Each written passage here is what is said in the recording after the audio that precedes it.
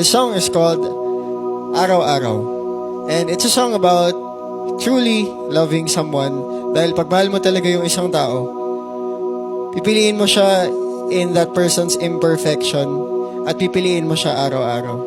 Mahiwaga!